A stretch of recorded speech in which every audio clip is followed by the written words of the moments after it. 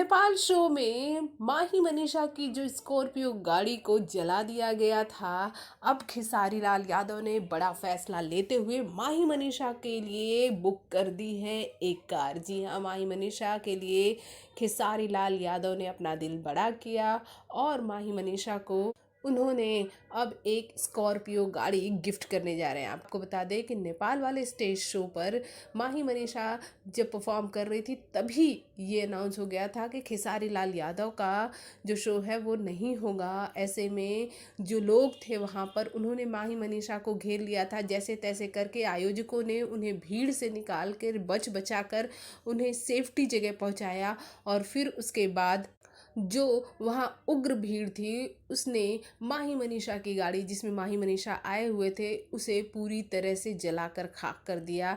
ऐसे में खेसारी लाल यादव ने जब लाइव आकर सभी के बारे में बताया तब उन्होंने माही मनीषा के बारे में भी बताया था। और माही मनीषा आजकल खेसारी के हर एक अवार्ड शो में रहती हैं।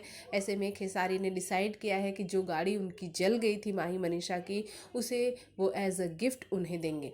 बहुत अच्छी बात है क्योंकि माही मनीषा ने अभी हाल ही में ये गाड़ी अपने लिए खरीदी थी। भोजपुरी जगत की हॉट और मसालेदार गॉसिप के लिए हमें सब्सक्राइब करना बिल्कुल ना भूलिए।